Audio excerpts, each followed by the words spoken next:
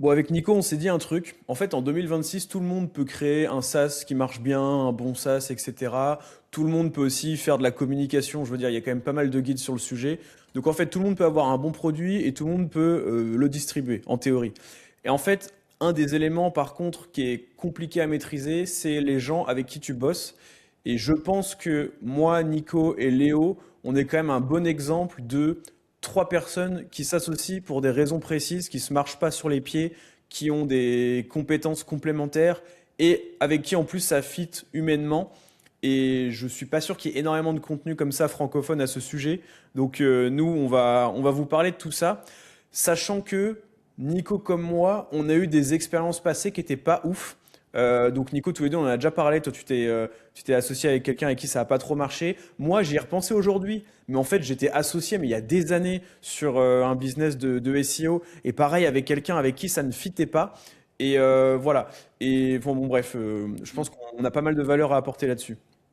Ouais, je suis d'accord. C'est vrai que c'est un sujet en fait, on n'en parle pas du tout, alors que quand on regarde la raison numéro une des startups qui échouent, et même des boîtes, c'est les conflits entre associés. Ouais. Euh, donc je pense qu'il y a un réel travail déjà en fait, de pas s'associer avec n'importe qui, et aussi d'aller chercher une certaine complémentarité avec la personne avec laquelle tu t'associes. Il y a plein de petites questions qui est moyen de se poser en amont et pour être sûr que c'est la bonne personne et que en fait avec cette personne il faut se dire que vous allez potentiellement souffrir pendant 5 10 ans euh, sur un projet qui va peut-être pas fonctionner, etc. Et donc du coup bah, les hauts seront très très hauts, mais les bas peuvent être aussi très très bas. Donc en fait, Mhm. il faut faire en sorte de s'associer avec enfin s'entourer avec les bonnes personnes, quoi. De ouf. Moi, je suis chaud, on fait un truc, on va faire une petite trame. Au début, on va vous parler de nos expériences passées et pourquoi ça s'est mal passé. Comme ça, on fait un ordre chronologique. Et ensuite, on vous parle de comment le projet de chat SEO s'est un peu imposé à nous. Pourquoi est-ce qu'on estime être des bons associés sur plusieurs points. Les galères qu'on a eues quand même en tant qu'associés, même si ça se passe bien, évidemment, il y a eu des petites engueulades, des trucs comme ça. Donc on va tout vous dire. Comment on gère ça, etc. Je pense que ça peut être très cool. Donc, Nico, peut-être, toi, c'est quand la première fois que tu t'es associé, en quelle année? La première fois que je me suis associé, c'était en 2023. Donc la boîte, on l'a créée en septembre 2023 et on a commencé à bosser un peu plus tard ensemble. Ok. Et ça, du coup, ça c'était ma première expérience qui s'est pas super bien passée en termes d'association. Mhm. Euh, là, enfin, en fait, là, je pense que peut-être les erreurs que j'ai dû faire, c'est déjà numéro un, c'est profil pas assez complémentaires. Ouais. Tous les deux des espèces, un profil plus marketing, on va dire, pas du tout tech, ce qui fait que, en fait, au début, quand on est dans cette espèce d'engouement de l'idée, etc., et qu'on discute ensemble, ben forcément, quand on est le même type de profil, ben on arrive à se passer la balle, tu vois, beaucoup plus facilement.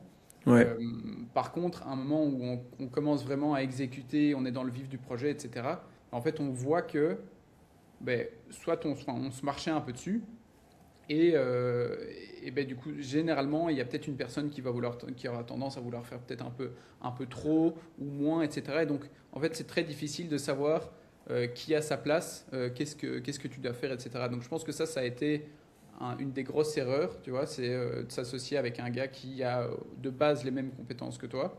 Ouais. Euh, et puis, après, ouais, il y a plein d'autres choses. Et peut-être que ça a créé justement un espèce de petit souci par la suite. Euh, et puis, ouais, deuxième point aussi, c'est s'associer avec quelqu'un où c'était un pote, tu vois. Ça, c'est règle vraiment de base hyper débile. Bon, c'était un pote, c'était pas un pote depuis 10 ans, mais ça a commencé en tant que pote, on va dire. Ok. Et du coup, là, c'est parti en couille, ça a détruit l'amitié, plus la boîte, du coup. Ouais. Ouais. Ok. Moi, je me suis associé la première fois. Bon, c'était pas officiel et tout, mais en soi, on était 50-50. En fait, c'était assez tôt. C'était en 2020 quand je me suis lancé en freelance. L'histoire, c'est que je proposais à ce moment-là, j'étais même pas consultant SEO, j'étais plus dans la rédaction SEO et d'autres petits services que je proposais. Et un client à qui j'avais livré pas mal enfin quelques textes, en fait, il a bien kiffé la manière dont je bossais et tout, parce que pour être franc, j'étais quand même assez sérieux et tout, assez, enfin, je faisais attention aux détails, tout ça, donc il kiffait. Et en fait, il m'a proposé très vite de faire 50-50, ce qui de base était un énorme red flag que je ne sais pas si je l'avais vu à l'époque, je pense pas, parce que le mec, ça faisait plus de 10 ans qu'il était dans le web, plus de 10 ans qu'il était consultant SEO et éditeur de sites, donc il vendait ses prestats en SEO et il tirait profit de ses sites référencés en SEO. Et normalement, quand ça fait 10 ans que tu es là-dedans, tu es censé faire de l'argent, tu n'es pas censé vouloir donner 50% au premier venu comme ça. Ouais, moi Euh, justement, je suis pas forcément d'accord avec toi, tu vois, parce que ah oui. si le gars, il avait un bon feeling, il avait un bon fit avec toi, et que, je sais pas, il y avait une certaine, tu vois, il se dit, ok, il y a vraiment moyen de faire quelque chose avec Paul, ben Ouais. justement, moi je pense que même si le gars a plus d'expérience, etc., ben le fait de donner, de proposer un 50-50, tu vois, moi je trouve ça toujours mieux que s'il te dit, voilà, on fait un 80-20, et puis toi, du coup, ça fait un peu, ça crée une espèce de petite frustration au fur et à mesure du temps, tu vois. Ouais, mais quand même, là, 10 ans à faire son activité et tout. En fait, il avait déjà ses propres sites, plein de trucs. Hmm. Bon, après, voilà. Mais en fait, je pense que c'est peut-être pas forcément un red flag dans 100% des cas. Mais en fait, dans le cas que je vais vous décrire, c'était un red flag, en fait. Parce qu'avec le contexte, vous allez comprendre que c'est bizarre, en fait. Hmm. Et en fait, le truc, c'est il faisait pas tant de sous que ça. Je pense qu'il faisait, je sais plus, peut-être entre 2 et 3 000 euros de chiffre d'affaires par mois. Euh, Et en fait, moi, la raison pour laquelle ça n'a pas marché, c'est que déjà, je pense que j'étais dans une phase de ma vie où il fallait que je bosse solo pour me prouver des choses à moi-même, etc., et pas bosser avec quelqu'un. Hmm. Et en plus, on n'avait pas du tout la même vision des choses. Il y avait un écart d'âge déjà qui était énorme. Alors, je pense pas que ce soit euh, obligatoirement quelque chose de mauvais, mais je pense que ça augmente les chances qu'on ne soit pas sur la même longueur d'onde. Ouais. Notamment si je prends le contre-exemple aujourd'hui avec Chat SEO, avec Nico et Léo, on est tous les trois nés en 99. Donc on a tous les trois 26-27 quoi globalement. Et en fait, ça se voit que même dans le sens de l'humour, dans tout, on se rejoint. Et rien que ça, je pense que ça fait une différence quand même. C'est un Et point donc là, voilà, hyper il y avait un important. gros écart d'âge, gros écart du coup de mentalité parce que moi, je suivais un peu des contenus US. J'étais dans ce truc de fake it until you make it, essayer d'aller vite, faire de la communication. Et lui, c'était plutôt l'inverse. Il avait un peu peur de communiquer pour pas être jugé par la communauté SEO, pour des trucs comme ça. Alors, en fait, du coup, c'était juste voilà, une différence d'état d'esprit et tout qui ne marchait pas. Et donc, voilà, mais avec du recul, c'était pas négatif parce que on a fait quand même un peu d'argent. J'ai quand même appris la stratégie SEO, même si c'est surtout en agence au final que j'ai appris beaucoup de choses qui m'ont servi plus tard. Euh, mais voilà, donc ça, en fait, voilà, tout ça pour vous dire, on a tous les deux vécu des associations qui n'étaient pas folles. Euh, et en fait, maintenant, on va vous raconter un peu l'histoire de Chat SEO. Et moi, ce que je trouve beau dans le truc et ce que je trouve très sain, c'est que on n'a pas du tout forcé ce projet-là. Moi, j'étais pas en recherche d'associés. Toi, Nico, peut-être un peu plus parce que tu avais tes projets et tout, et tu te disais comment passer à la vitesse supérieure. Moi, je Mais l'ai 100%, pas. 100% forcé. Moi. Bah bon, il faut bien quelqu'un qui le fasse, hein. Bah oui, oui, sinon il se passe rien. Mais en Ouais. fait, de mon point de vue, c'était hyper simple parce que c'est pas un truc que je recherchais. Et en fait, depuis cette précédente expérience, j'ai eu cette association qui s'est pas très bien passée. J'ai bossé en agence et après, en fait, j'étais full freelance tout seul et je voyais que j'avançais hyper vite parce qu'en fait, je faisais que ce que je voulais, que ce que je Mm. kiffais. Et du coup, je suivais ce genre de, comme si je suivais la voie de ma personnalité et tout.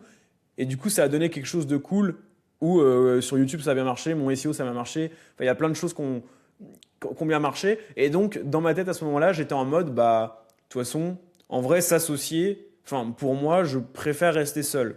Sauf si je Ouais. trouve la perle rare, mais à chaque fois, même que je parlais avec des gens smart et tout, il n'y a jamais un moment où je me suis dit, en vrai, vas-y, ça vaut le coup de s'associer. Parce que il y a un downside à s'associer qui est assez énorme, qui est que bah, toutes les décisions doivent être validées à deux voire trois. Il peut y avoir des problèmes de communication. Il y a de l'ego aussi entre les. Même si on essaye de pas le montrer ou de passer outre, il y a toujours de l'ego. Donc la personne en face peut se vexer si vous lui faites un retour. En fait, il y a vraiment, quand on regarde, à s'associer, si vous bossez bien tout seul, il y a quand même beaucoup d'inconvénients à s'associer. Genre, il faut pas se mentir. Mais du coup, je pense dans de très rares cas, même, en fait, c'est comme un couple pour moi, mais bref, dans de très rares cas, les avantages sont tellement énormes, vous êtes tellement complémentaires, il y a tellement un fit de personnalité que vous vous dites, mais ces inconvénients-là, ils existent, mais en fait, de l'autre côté de la balance, il y a tellement, et je peux tellement aller 20 fois plus loin que si j'étais tout seul, et ça, je le pense réellement, que ça vaut largement le coup, en fait. Et bah, nous, on est carrément là-dedans. Et voilà, et puis moi, je m'étais fait un petit, au début de Chat SEO, je m'étais fait une petite règle dans ma tête, je m'étais dit, mais en fait, si tu t'associes à deux, bah, il faut que tu ailles, je pense, au moins 5 fois plus loin que tirer tout seul, en fait. En fait, il faut se poser la question, si je m'associe avec cette personne-là, combien de fois j'irai plus loin par rapport à 6 mois je m'associe avec moi-même, si je me dédupliquais, en fait. Mm. Et si c'est, je pense, il faut un ratio de minimum x2, en fait, je pense. Ouais, C'est-à-dire, c'est un voilà. peu exponentiel, quoi. Ouais, c'est ça. C'est encore la même logique de la complémentarité où Ouais. là, tu vois, à chaque fois, on se dit, on connaît un peu tous les deux nos angles morts, nos forces, nos avantages, etc. Et donc, sur base de ça, ça doit faire sens un peu.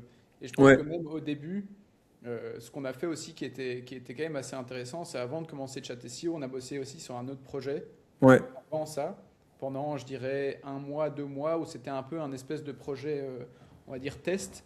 Et ça, franchement, je vous recommande de le faire le plus possible. Donc, même si vous avez une idée, etc., vraiment, c'est ce truc, c'est un espèce de. Ouais, c'est un test. Donc, vous pouvez un petit peu bosser sur l'idée, même aller même par contre partir en vacances aussi avec la personne pendant une semaine, être dans une pièce de 20 mètres carrés avec la personne pendant une semaine. Ça, c'est un super bon stress test pour voir si, bah, en fait, cette personne-là, vous arrivez à vous entendre avec. Hmm. Parce que il y a bien un truc aussi qu'il faut se dire et une phrase qui est assez sympa, enfin, pour comprendre si on a envie de s'associer avec la personne, c'est est-ce que j'ai potentiellement envie d'aller manger tous les midis avec cette personne et de parler avec elle tous les jours, quoi. Et Hmm. si la réponse, il y a une espèce de once d'hésitation, etc., c'est que c'est probablement pas la bonne personne, parce que vous devez, avant tout d'être complémentaire aussi, vous devez être connecté au niveau humain, quoi. Bah Et là, pour j'y ai moi, pensé et du coup, j'ai une once d'hésitation, donc je sais pas ah comment on ouais, fait pour le projet. moi je l'ai eu aussi, mais je me suis dit, bon voilà, au final, il a une communauté, donc c'est bon, on passe au-dessus, quoi.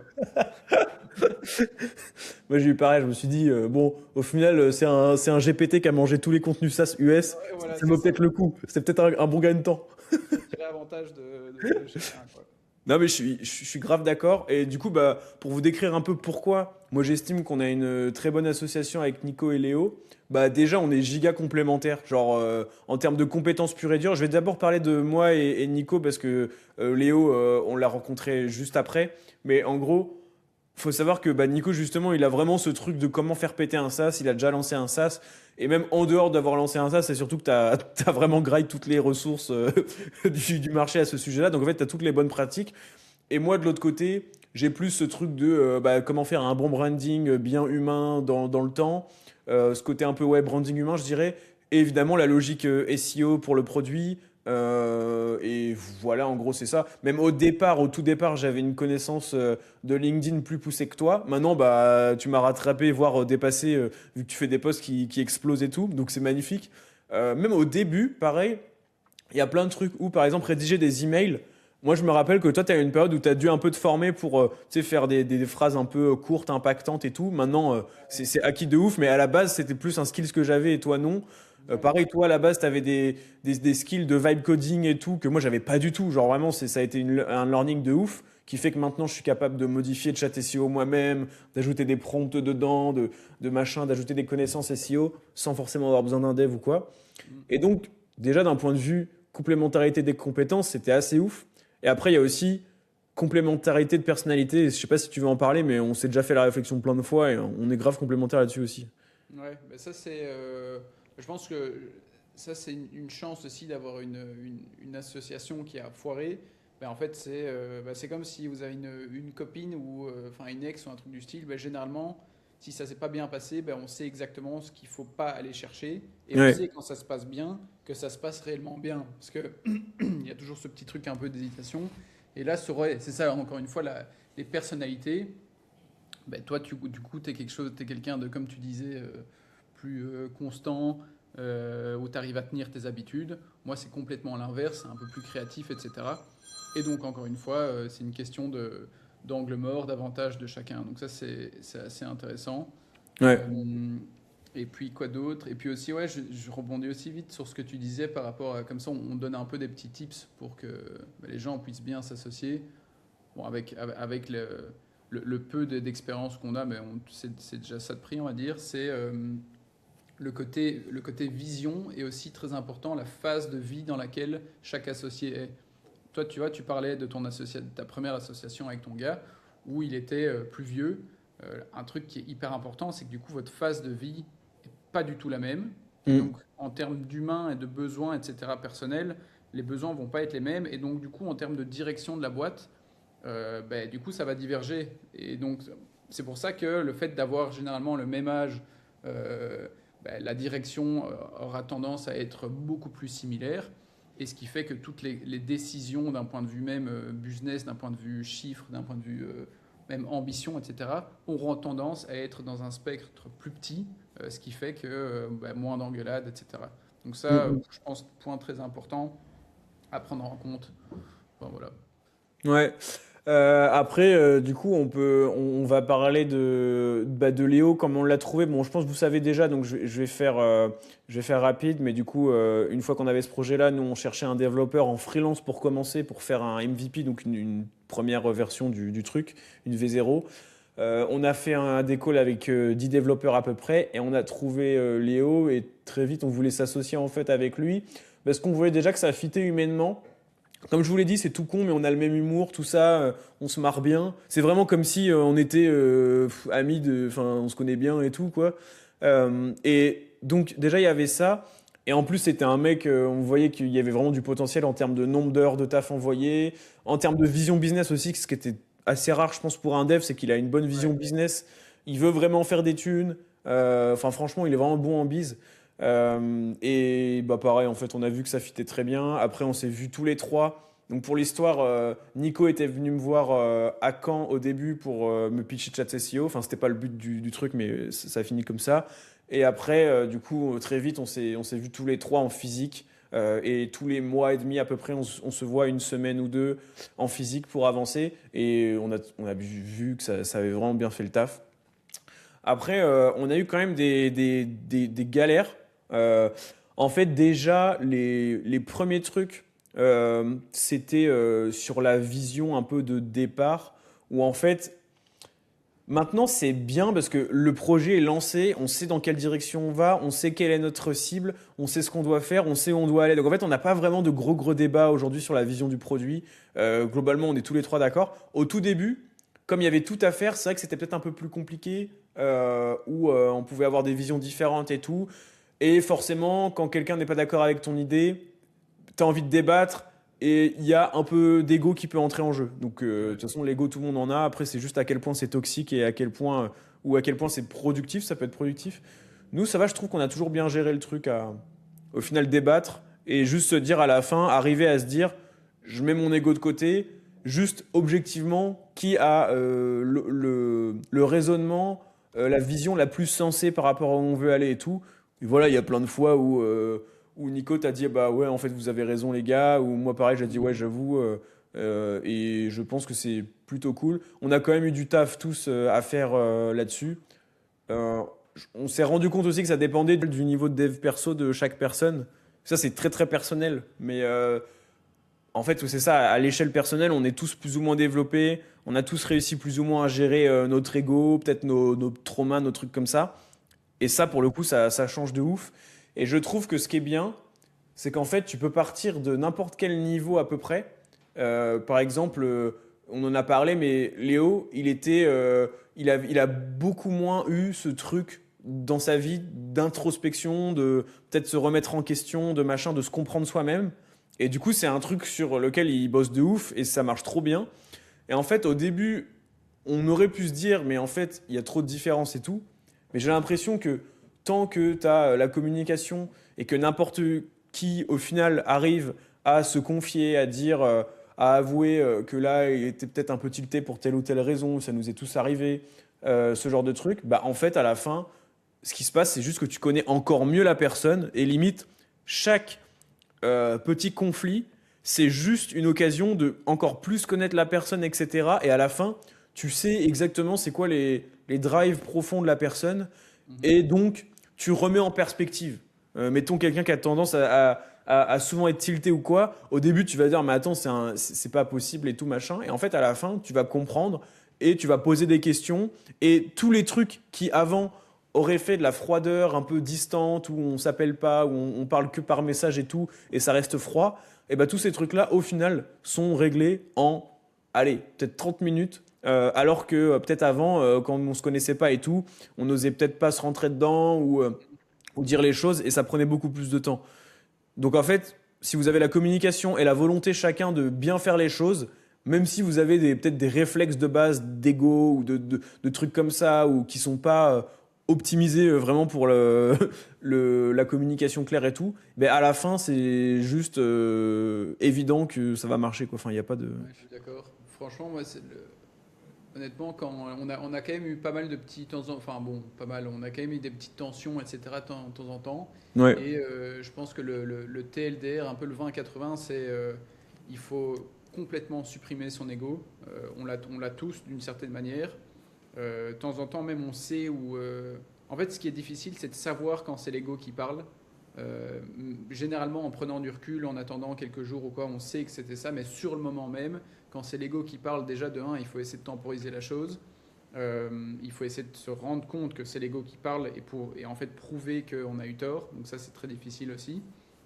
Et un autre point, c'est quoi? C'est en fait, ouais, c'est sa capacité à se remettre en question constamment. Parce qu'il faut partir du principe qu'on connaît rien et que même, par exemple, un développeur va avoir des bonnes idées ou même des meilleures idées en marketing que l'inverse, par exemple. Donc, et surtout avec l'IA où maintenant les rôles, etc., de tout le monde sont de plus en plus fluides. Donc, Mm. nous, on peut faire du marketing, du développement, etc. Et donc, il faut un peu déconstruire sa personnalité de marketeur, de développeur, de commercial, etc. Étant donné que maintenant, avec l'IA, tout le monde sait faire tout. Et un dernier point aussi qui est hyper intéressant, je pense, c'est la capacité à quelqu'un ou à une équipe de se dire les choses de manière hyper honnête, comme tu l'as dit. Ça, c'est un gros point. Bah, du coup, en fait, je pense que c'est le plus gros qui a fait que ma première association s'est pétée. C'est que j'étais tellement omnibulé par, entre guillemets, le succès de mon petit bébé, de mon premier bébé, on va dire, que j'ai eu du mal à directement dire les choses à mon associé comme elles étaient. Mm. Et je prenais à chaque fois des espèces de, de détours, on va dire, pour pas blesser la personne par peur que ça allait faire un conflit d'associés et que ça allait tout faire capoter. Ça, c'est hyper intéressant. Donc déjà, c'est un autre point sur lequel on est tous les deux grave complémentaires, c'est que toi, du coup, tu as appris à faire ça, alors que moi, c'est moins évident pour moi. Et l'autre truc, c'est que, en fait, tu as l'impression que ça va faire un conflit, que ça va tout faire péter, alors qu'en fait, souvent, quand tu rentres dedans Inversement. et que tu appuies pile sur le vrai truc, bah au final, ça génère que de la compréhension et en fait, ça dénoue tout, en fait. Ouais. Sauf si tu le fais comme un enculé, mais voilà, faut pas être con. Ouais. Un autre point que je voulais ajouter aussi, c'est faut se demander pourquoi tu argumentes, je trouve, quand tu bosses avec des gens. Mm. Est-ce que tu le fais parce que tu veux objectivement trouver la meilleure solution? Est-ce que tu le fais par recherche de la vérité, même si c'est un peu abstrait? Ou est-ce que tu le fais parce que tu veux défendre ta vision et tu veux avoir raison? Et ça, c'est un vrai truc, et nous, on l'a identifié. C'est en fait faire la différence entre ces deux choses-là. Et en fait, n'importe quelle personne un minimum intelligente pourra, je trouve, quasiment à l'infini se défendre soi et toujours trouver des raisons et rationaliser après coup un point de vue et tout. Et ça, c'est très mauvais. Parce que au final, vous le faites juste pour avoir raison vous.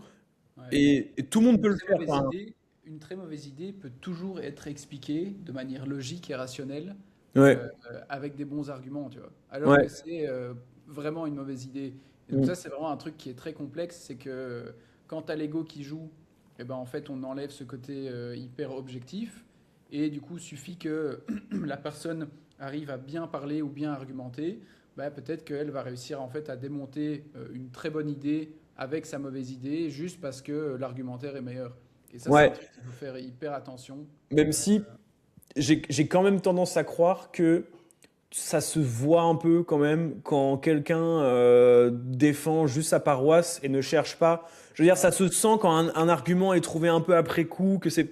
En fait, tu le vois. C'est vrai qu'en fait, avec de l'usure, tu arrives Ouais, à prouver que l'idée est mauvaise. Euh, Enfin, si vraiment tu continues à faire un peu tourner cette idée, il y a un moment où il y a certaines facettes de l'idée ou bien de l'argument qui commencent à se dévoiler et on arrive en fait à comprendre que c'est c'est ça. une Et mauvaise idée. surtout, regardez dans quel ordre les arguments sont apportés. Et ça, je trouve que c'est hyper bien pour savoir en fait, à la base, il y a quoi dans la tête de la personne. Et souvent, les arguments comme ça, apportés après coup, rationalisés après coup, qui n'existaient en fait pas dans la tête du gars, et c'était pas la base de son argumentation, et ben justement, il va les donner après en fait. Il va les donner après, une fois que la contradiction est là.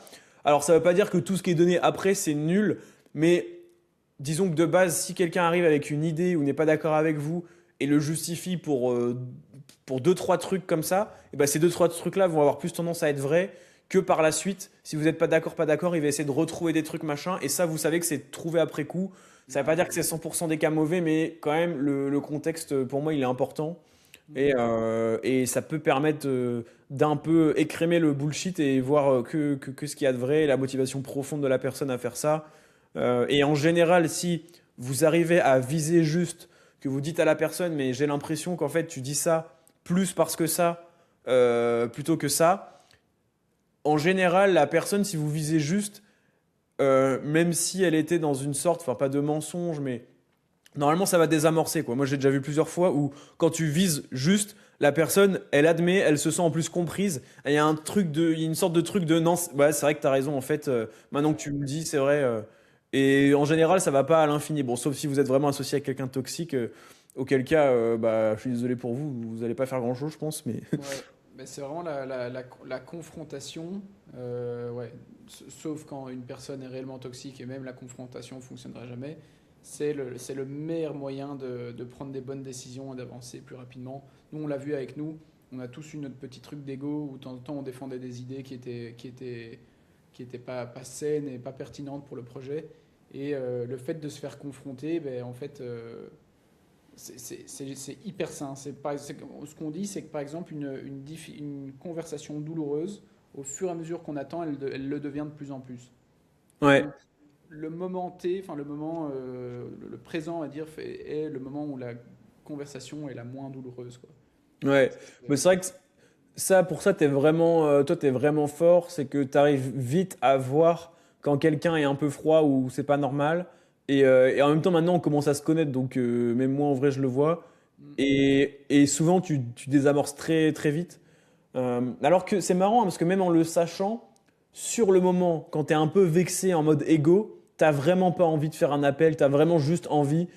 Combien de fois on s'est retrouvé à être tous les trois dans une conversation sur WhatsApp, en mode un peu justement égo-confrontation, donc en mode fierté, littéralement, et à parler tous les trois en même temps sur WhatsApp au lieu de s'appeler. Je vous jure, c'est arrivé plusieurs fois. Ça, c'est règle de plus, ça, ne jamais débattre par message. Ah Ça, oui, je pense que c'est notre learning numéro un. ah C'est ouais. le nombre bah, je dirais même d'heures qu'on a perdu à débattre par message, alors que du coup, enfin, en fait, c'est un peu la même idée que une image vaut 1000 mots, un appel vaut 10 000 messages, grosso modo.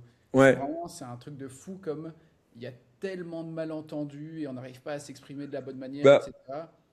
en fait, tu as deux trucs. Tu as des malentendus parce qu'effectivement, tu détailles beaucoup moins à l'écrit qu'à l'oral.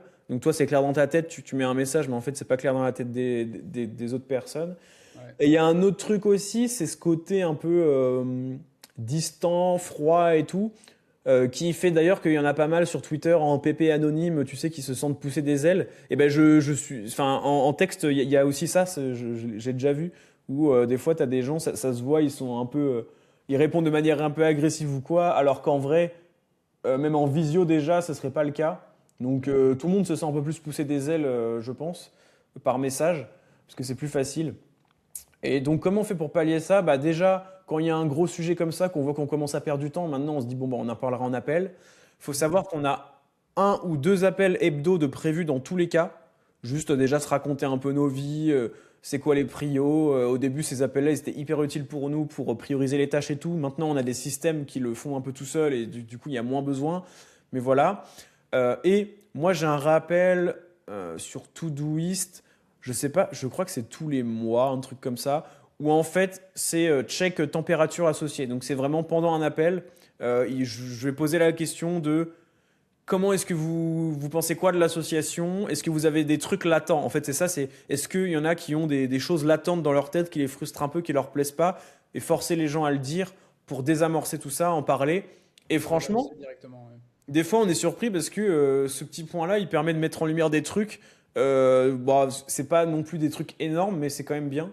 Et comme tu l'as dit, le risque, c'est de garder ça dans la tête et qu'à la fin, en fait, ça explose. En fait, Et voilà. le problème, c'est des tout petits trucs peuvent devenir des trucs énormes sans discussion, sans communication. Ouais, ouais. Mm. Même une espèce de petite frustration de, je sais pas moi, on rentre dans un appel et il y a tout le monde qui dit bonjour, sauf une personne qui dit pas bonjour. Ça peut être un truc aussi con que ça. Ouais, Et ben, quand il y a quelque chose qui va pas, etc., ben, ce truc-là, ben, ça peut faire un espèce de cercle vicieux et prendre des proportions complètement démesurées, ce qui fait il y a une dispute. Puis il y a Et en fait, c'est vraiment tous les petits trucs qui sont légèrement irritants. Il faut directement le dire avec la personne avec laquelle vous travaillez. ouais. Ben, en fait, il y a encore cette logique de confrontation, prendre le problème directement, le désenclencher, et en fait, on enlève le pu constamment un peu. C'est ça, hein. C'est ça.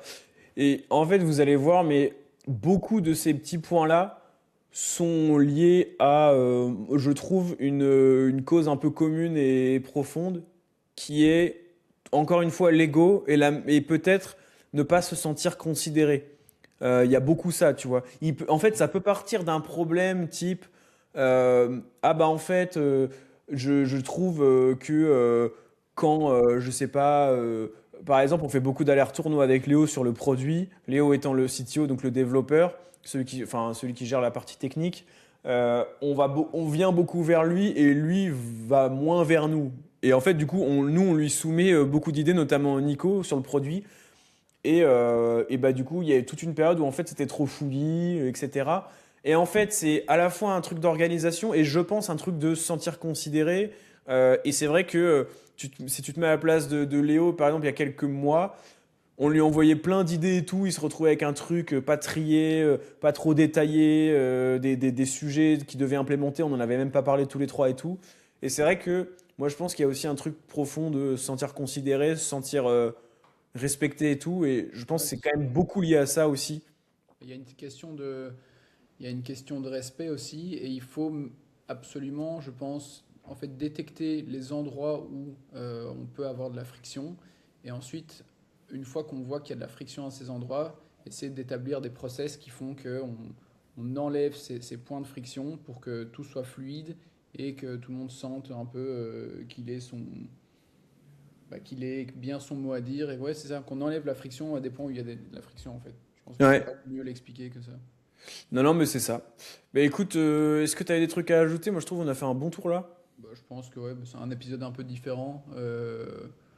Je ne sais pas si ça va plaire à tout le monde, mais en tout cas à ceux qui sont dans ce sujet-là pour le moment, je pense que c'est assez pertinent pour eux. Ouais, Et puis quoi d'autre? Et puis si jamais vous commencez votre boîte et que vous voulez faire du SEO, n'hésitez pas, chatseo.app, le meilleur outil pour faire son SEO quand on n'a aucune compétence en SEO. mhm, C'est aussi simple que parler à un humain, donc je vous recommande d'essayer ça. c'est ça. Puis voilà quoi. Cherchez pas un associé humain, associez-vous avec Chat SEO, Voilà, c'est 29 ça, euros par mois, voilà. votre associé SEO. Exactement. Bon bah super, bah, tout le monde, on vous dit à une prochaine pour un autre épisode avec de la valeur sur un autre sujet précis. Ciao ciao. Et bisous!